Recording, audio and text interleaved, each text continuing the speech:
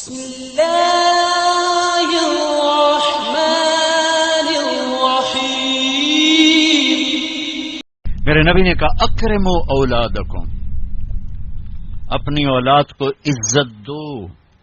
میری بات دھیان سے سنو کہ اپنی اولاد کو عزت دو، تب عزت واپس آئے گی، ورنہ کبھی نہیں آئے گی۔ ایک صحابی ہے کہ جی میں نے اپنے بچے کو یہ گفٹ کیا ہے، یہ گفٹ کیا ہے۔ آپ نے کہا اور بچوں کو بھی کیا ہے؟ ہاں، اور یہ میں نے گفٹ کیا ہے، میں آپ کے سامنے آپ کو گواہ بنانا چاہتا ہوں۔ تو آپ نے کہا اوروں بیٹوں کو بھی دیا ہے؟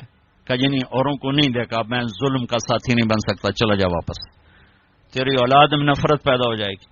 کسی ایک کو ترجیح دو گے، باقی میں تم زہر ڈال رہے ہو۔ یہ چاروں طرف بکھرے ہوئے مسائل ہیں۔ اور میرے نبی کیسے عزت دیتے تھے؟ آپ کی اور حضرت فاطمہ کے گھر کی دیوار ایک تھی، اور آنا جانا روز کا کام تھا، روز کا۔ جب حضرت فاطمہ رضی اللہ تعالیٰ عنہ گھر میں تشریف لاتی، میرے نبی بیٹھے ہوئے چارپائی پر، زمین پر، یا کسی موڑے پر، کرسی پر۔ کرسی بھی تھی میرے نبی کے گھر، بلکہ مجھے ایک حدیث بھی یاد آ گئی۔ آپ مسجد میں تشریف لائے تو آپ کے لیے کرسی رکھی گئی، ممبر کی وجہ کرسی رکھی۔ تو آپ بیٹھے نہیں رہتے تھے، آؤ بھائی فاطمہ کی یہ حال ہے، اب کھڑے ہو جاتے، آپ کھڑے ہو جاتے، اور یہاں نہیں کھڑے رہتے تھے، یہ دروازہ، آپ تیزی سے آگے بڑھتے، اور حضرت فاطمہ کیسے ہاتھ پکڑ لیتے تھے اور ہاتھ کا بوسہ لیتے تھے، یہاں ادھر بوسہ لیتے، اور ہاتھ پکڑے پکڑے پکڑے پہلے بیٹی کو بٹھاتے تھے، اس کے بعد خود بیٹھتے تھے۔ یہ آپ نے عزت دی اپنی اولاد کو۔ ہم کبھی اٹھتے ہیں اپنی اولاد کی؟ ہماری اولاد کو جرأت نہیں ہوتی کہ اپنے دل کی بات اپنے ہم سے کر سکے۔ اور ایک دوسرا ہے کہ ہم ان کو نہ نبی بتاتے نہ قرآن بتاتے۔ میں بیٹھا تھا اپنے گھر فیصل آباد، تو ایک نوجوان، اس کا باپ، کہا جی یہ میرا بچہ نو سمجھاؤ، اور اس کا باپ روئی جا رہا روئی جا رہا روئی جا رہا، اور ایسے پتھر بن کے بیٹھا ہوا۔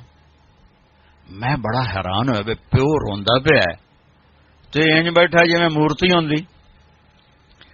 تو میں اس کو جانتا بھی نہیں، میرے اوپر اثر ہو رہا ہے، اور جو انہوں پالیا پوسیا ایتھوں تائیں پڑھایا، وہ پتھر بیٹھا ہوا۔ میں کیا شیخ صاحب اس کو پڑھایا کہاں تھا؟ کہا جی امریکن سکول۔ اس کے بعد کہا جی آسٹریلیا۔ میں کہ ہوں تسی ہور روو، انہوں تو پتہ ہی کوئی نہیں باپ ہوندا کی، انہوں کی پتہ پیو کی ہوندا۔ باپ کا پتہ تو قرآن بتاتا ہے، باپ کا پتہ میرے نبی کی زندگی بتاتی، انہیں کیا پتہ ماں باپ کیا ہوتا؟ یہ تو میں رونا ہی پڑے گا۔ پھر آپ نے والدین کے لیے بتایا، آپ نے کہا کاش میرے ماں باپ زندہ ہوتے، جو کہ ماں باپ تو باپ ہی تو دیکھا ہی نہیں، ماں کو دیکھا 6 برس، کاش میرے ماں باپ زندہ ہوتے، میں ان کی بڑی خدمت کرتا۔ اور ان میں سے کوئی ایک ہوتا ہے ماں کو کہ جو کہ ماں دیکھا ہے نا، باپ تو دیکھا نہیں۔ تو کہا میری یہ حسرت ہے کہ میں مصلی پہ کھڑا ہوتا، اور میں عشاء کی نماز پڑھ رہا تھا، اور میں سورۃ فاتحہ پڑھ رہا تھا، الحمدللہ رب العالمین، اور میرے گھر سے میری ماں مجھے کہتی محمد، تو میں ماں کے لیے نماز توڑ کے کہتا لبیک اما جان، نفل نہیں، فرض نماز، فرض نماز۔ میں کہتا اماں جی لبیک، میں حاضر ہوں۔ یہ اپنی ماں کے لیے تمنا کا اظہار کی۔ اور پھر جب آپ حج پہ تشریف لے گئے، ماں کا انتقال ہوا تھا 6 برس کی عمر، آپ جا رہے ہیں 63 برس کی عمر میں، 57 برس کا فاصلہ ہے، 7 دن بعد آنسو نکالنا بھی چاہو تو نہیں نکلتے۔ 57 برس گزر چکے ہیں، اور آپ حج کے لیے نکلے مدینہ سے 26 ذوالقعدہ اتوار کے دن، 25 کو نکلے آپ مدینہ سے بروز ہفتہ، اور ٹھہرے ذوالحلیفہ، اور اتوار کو چلے، اور پھر آپ 4 کی رات کو مکہ پہنچے۔ بیچ میں 1 یا 2 کو آپ ابوا پہنچے، جہاں آپ کی والدہ ماجدہ انتقال فرما گئی تھیں جب آپ مدینے سے واپس آ رہی تھیں تو 3 افراد تھے، ایک ماں، ایک ایمن، وہ ماں ہیں، انہوں نے دودھ پلایا، ایک آپ کی ذات مبارک، اور ابوا کے پہاڑوں میں آ کر زندگی ہار گئی۔ میں وہاں گیا، میں نے زیارت کی، میری زندگی سفروں میں گزری، پر ایسے ہی جذبات میرے کہیں نہیں بنے جب میں وہاں کھڑا دیکھ رہا تھا چاروں طرف سن 2000 میں کہ واہ میرے رب جن دی خاطر تو دنیا بنا چھڑی دی مان ہوئی تھے چایا، تو ابھی 6 سال دی عمر، ہوئے ہوئے ہوئے ہوئے ہوئے کیا گزری اس بچے پر جس کے آنسوں پہنچنے کے لیے نہ باپ ہے، نہ بہن ہے، نہ بھائی ہے، نہ چاچا، نہ دادا، نوکروں سے کہاں تسلی، وہ تو نوکرانی تھی۔ چلو اللہ 4 دن روک لیتا تو مدینے میں موت آتی، تو ادھر بھی رشتے دار موجود ہیں، 4 دن پہلے نکال دیتا تو مکے پہنچ جاتی، وہاں موت آتی تو وہاں بھی موجود ہے۔ یہ کیا سٹ بنایا کہ جنگل میں ماں کو موت دی، 25 سال کی عمر۔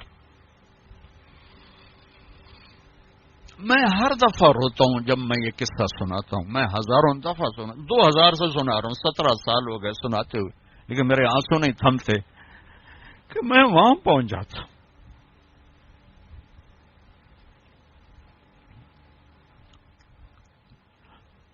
زندگی یہ روشنی آدمی کو دھوکہ دے دیتی، پھر یہ جیسے کاروباری لوگ ہیں، انہیں پیسے کے سوا سوچتے ہی کچھ نہیں۔ میں ایسے دیکھ رہا تھا، یا اللہ یہاں تھے، یہاں تو نے اپنے کیا گزری ہوگی میرے نبی کی ذات، اور کیا گزری بتاتا ہوں۔ جب وہ چونکہ دفن کرنے کا تو کوئی سلسلہ نہیں تھا، پتھر اوپر ایسے پتھر دے دیا، جب نیچے اتری ہے پہاڑ ہے، 60-70 فٹ اونچا پہاڑ ہے، کسی رہبر کے ذریعے میں وہاں پہنچا تھا۔ اونٹنی کے قریب پہنچے تو آپ نے پھر پیچھے دوڑ لگائی، واپس دوڑے اور پہاڑ پہ چڑھ گئے، پیچھے پیچھے ایمن چڑھی تو انہوں نے جو منظر دیکھا، وہ ابوا کے پہاڑ بھی روئے ہوں گے، کیا ماں کی قبر کو لپٹ کے اوپر پڑے ہوئے تھے، اور جب وہ قریب گئیں تو سنا آپ کہہ رہے تھے، ماں جی آپ کو تو پتا تھا آپ کے سوا میرا کوئی نہ تھا، پھر آپ مجھے چھوڑ کے کہاں چلی گئی۔ اللہ اکبر۔ ایمن نے کھینچا تو اٹھنے سے انکار کر دیا، کھینچ کے لے گئے، اور مکے تک آنسوں کے سوا کچھ نہیں تھا۔ 57 برس کے بعد 2 جہان کے سردار اللہ کو آنکھوں سے دیکھنے کے بعد، جنت کو دیکھنے کے بعد، نبوت کی عالی شان نعمت ملنے کے بعد، 9 بیویوں کے بعد، آپ ماں کی قبر کے پہاڑ کے نیچے آ کے اونٹنی روکی، سارا مجمع ساتھ ہے، اب ماں کی قبر کے سرانے احرام، اپریل گرمی، سننگا، یوں بیٹھے، گھٹنے اٹھائے، ہاتھ یہاں رکھے اور سر یہاں دیا، چھوٹے بچے کی طرح۔ پھر وہ ایسے روئے جیسے 57 سال پہلے کا 6 سال کا بچہ رویا تھا، اور پھر اتنا روئے کہ داڑھی سینہ سارا آنسوں سے تر ہو گیا، اور اتنے جذبات میں آئے کہ آپ نے آگے جانے سے انکار کر دیا، جیسے اس وقت انکار یہ تھا، آپ نے کہا میں آج رات اپنی ماں کے پاس گزاروں گا۔ سارا قافلہ آگے ابوا کھلی وادی، وہاں سب جا کے خیمہ زن ہو گئے، لیکن میرے نبی نے چند ساتھیوں کے ساتھ رات وہاں گزاری۔ یہ میرے نبی کے بتائے ہوئے رشتوں کی قدریں ہیں۔ ہم نے آج کل پیسے پر ہی تولنا شروع کیا ہوا ہے، سب کو پیسے پر ہی تولتے ہیں، بڑا آدمی ہے، چھوٹا آدمی ہے، میڈیوکر ہے، کیا مطلب؟ ڈھیر پیسے ہیں تو بڑا بندہ ہو گیا، تھوڑے تو میڈیوکر ہو گیا، بھوک ہے تو چھوٹا ہو گیا، فقیر ہو گیا۔ بھائیو، بڑا چھوٹے کا معیار اللہ کے ہاں اس سے نہیں ہے، بڑے چھوٹے کا معیار میرے رب کی بارگاہ میں میرے نبی کی غلامی پر ہے۔ تو میرے نبی پاک صلی اللہ علیہ وسلم نے ایک خوبصورت طریقہ زندگی سکھایا، گھروں کو آباد کر کے بتایا۔ وہ طریقہ جو بھی اپنائے گا اس کے گھر میں خوشحالی ہوگی، خوشی ہوگی، خوشی خوشی۔ اور اس کا ایک لفظ ہے، ایک دوسرے کو برداشت کر۔ یہ آتے ہی بیوی میری غلام بن کے چلے، میں حاکم ہوں، اور بیوی آتے کہ ہوں اتنے میری چلے گی تیری ماں دی نہیں چلے گی، تو سوائے پھر بھڑکتی آگ کے کچھ بھی نہیں ہوگا۔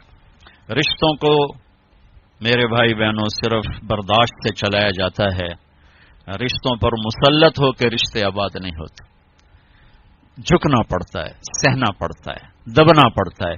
جو دبنا سیکھے گا اللہ کی قسم اس کی زندگی خوبصورت ہو جائے گی۔ اس کا شکل صورت سے تعلق نہیں، سونے چاندی زیور سے تعلق نہیں، خوبصورت اخلاق زندگی کو چار چاند لگا دیتے ہیں۔ بد اخلاقی زندگی، میرے نام میں ایک حدیث یاد آ گئی، اجتنبوا الدمن الخضراء، تو آپ کے الفاظ تھوڑا مشکل تھے، تو صحابہ نے کہا یا رسول اللہ، آپ نے کہا الدمن الخضراء سے بچو۔ یا رسول اللہ دمن خضراء کیا ہوتا ہے؟ آپ نے کہا المرأة الحسنہ فی المنبت السوء، بد اخلاق خوبصورت عورت سے بچو، اس کے حسن پہ نہ ریجھ جانا ورنہ زندگی تباہ ہو جائے گی۔ بد اخلاق سے بچو، بد اخلاق سے بچو۔ آدمی بھوک پر گزارا کر سکتا ہے، کڑوے بول پہ گزارا نہیں کر سکتا۔ عزت دو ایک دوسرے کو، گھروں کو آباد کرنا ہے، عزت دو۔ میرے نبی نے عزت دے کر دکھایا۔ عرب میں جب عورت ناپاکی کی حالت میں ہوتی تھی تو وہ اپنے خامد کے ساتھ نہیں سو سکتی تھی، الگ کر دیا جاتا تھا اسے۔ حضرت ام سلمہ رضی اللہ تعالیٰ عنہ، حضرت ام سلمہ رضی اللہ تعالیٰ عنہ، وہ رات کو اللہ کے نبی کے ساتھ ایک چارپائی پر سوئے ہوئے، تو انہیں محسوس ہوا کہ وہ ناپاکی کی حالت میں چلی گئیں۔ وہ چپ کر کے اٹھ گئیں اور جا کر کپڑے تبدیل کر کے ایک طرف ہو، آپ کی آنکھ کھلی، دیکھا ام سلمہ نہیں، دیکھا تو ادھر، اللہ کی نفس تھی، لگتا ہے تجھے مینسس کا جیاں کا، ادھر میرے پاس ہی آ کے لیٹو، دوبارہ اپنے پاس آ کے ان کو لٹایا۔ یہ عزت ہے جو میرے نبی نے اپنے گھر والوں کو دی ہے۔ جہاد کا سفر تھا، جہاد کا، اور قافلہ چلنے لگا، حضرت عائشہ بیٹھ گئیں، ٹھیک، تو یوں دیکھا تو گلے میں ہار کوئی نہیں، تو انہیں کہا یا رسول اللہ میرا تو ہار گم ہو گیا۔ تو آپ کہتے تجھے ہار کی پڑی، ادھر جہاد کا سفر ہے، چل۔ آپ نے کہا چلو بھائی عائشہ کا ہار ڈھونڈو، سارے لشکر کو ہار ڈھونڈنے پہ لگا دیا، اور ڈھلتا سورج ٹھنڈا ہو گیا تھا جب سفر کی تیاری ہو رہی تھی، تو شام ہو گئی، ہار نہیں ملا، تو اب مغرب پڑی، عشاء پڑی، تو اندھیرا چھا گیا، سفر بھی نہیں ہو سکتا، صبح ہی سفر کرنا، فجر کا وقت داخل ہوا، پانی کوئی نہیں، ان کا پانی آگے تھا جہاں انہوں نے پہنچنا تھا، اب پانی کوئی نہیں، نماز کیسے پڑھیں گے؟ تیمم کی ابھی آیت کوئی نہیں آئی ہے، تو سارے لوگ ابو بکر کے پیچھے بڑھ گئے، تیری بیٹی کی وجہ سے نا آج یہ دن دیکھنا پڑ رہا ہے، اب بتا پانی ہے نہیں تو نماز کیسے پڑھیں گے؟ اب ابو بکر کو بیٹی پہ غصہ چڑھا، وہ آئے سیدھے اللہ کے نبی کے خیمے میں، تو آگے اللہ کے نبی اما عائشہ فرماتی میری گود میں سر رکھ کے سوئے ہوئے تھے اور وہ ایسے بیٹھے ہوئے تھی، تو باپ تو ڈانٹ سکتا ہے، لیکن اب ڈانٹیں تو وہ سوئے ہوئے ہیں، تو اب وہ ایکسپریشن سے ڈانٹ رہے ہیں، تیری وجہ سے، اور ان کے یوں پسلی میں نا آ کے انگلی ماری، زور سے، ایسے زور سے انگلی ماری، وہ کہتے میں ایسے ہو گئی تاکہ میں ہلوں نہیں کہ اللہ کے نبی کی آنکھ نہ کھلے، تو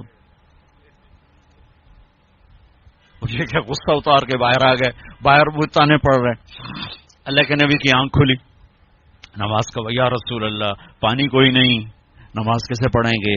اب اسی پریشانی میں تھے کہ جبریل آ گیا، فتیمم صعیدا طیبا، چلو ہم مٹی سے وضو کی اجازت، تیمم کرو۔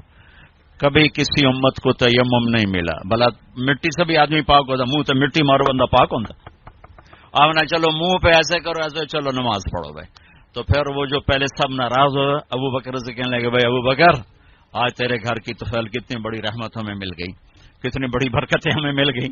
تو تیمم کی آیت اتری اس موقع پر جب حضرت عائشہ کا ہار گم ہوا، آپ نے سب کو اس کے ڈھونڈنے پہ لگا دی۔